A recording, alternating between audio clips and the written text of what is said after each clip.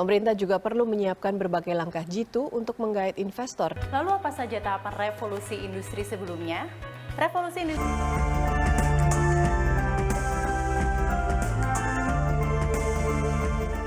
dan kemudian apakah teknologinya itu sudah stabil atau belum, dan terakhir mungkin juga kebijakan ya. Jadi kecepatannya itu mungkin tergantung dari 5 faktor ini.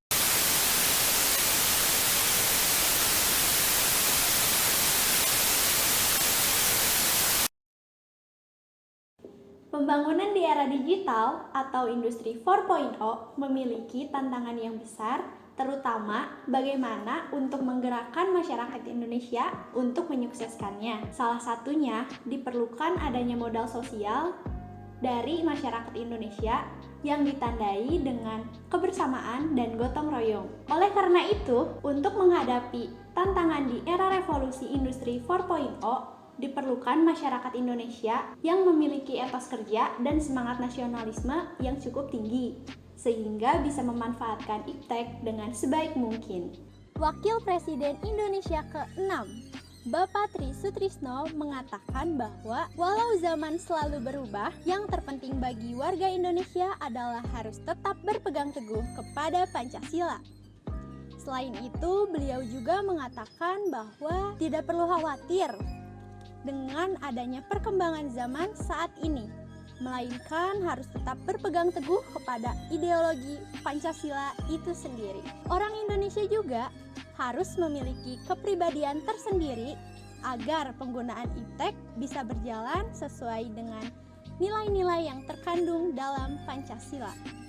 Pada dasarnya, sila-sila dalam Pancasila merupakan sistem nilai, kerangka pikir, dan dasar moralitas bagi pengembangan iptek, sehingga sila-sila dalam Pancasila menunjukkan sistem etika bagi pengembangan iptek. Berikut adalah penjabaran sistem sila-sila Pancasila yang dijadikan sebagai pedoman dalam pengembangan iptek.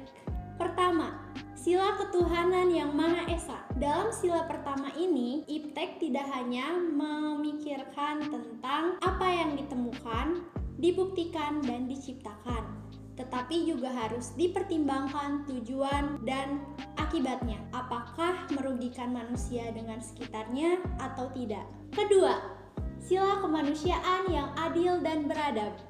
Dalam sila kedua ini, memberikan dasar-dasar moralitas bahwa manusia dalam mengembangkan iptek haruslah beradab, karena iptek adalah bagian dari proses budaya manusia yang bermoral dan beradab.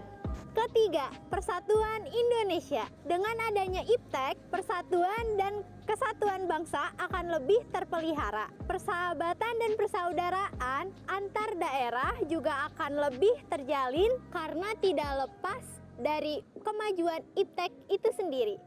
Keempat, sila kerakyatan yang dipimpin oleh hikmat kebijaksanaan dalam permusyawaratan perwakilan, mendasari pengembangan iptek secara demokratis. Hal ini terbukti bahwa ilmuwan harus memiliki kebebasan untuk mengembangkan iptek.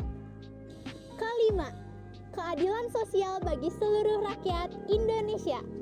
Kemajuan iptek harus dapat menjaga keseimbangan keadilan dalam kehidupan kemanusiaan, yaitu keseimbangan keadilan manusia dengan dirinya sendiri, manusia dengan Tuhannya, manusia dengan masyarakat bangsa dan negara, serta manusia dengan alam dan sekitarnya.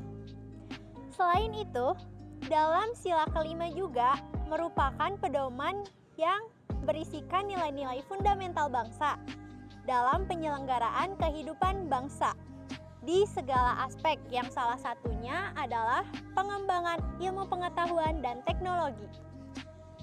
Hanyalah sia-sia ketika ilmu dan teknologi dikembangkan tanpa melirik norma-norma yang ada, karena justru mengakibatkan kerusakan kehidupan bangsalah yang akan terjadi.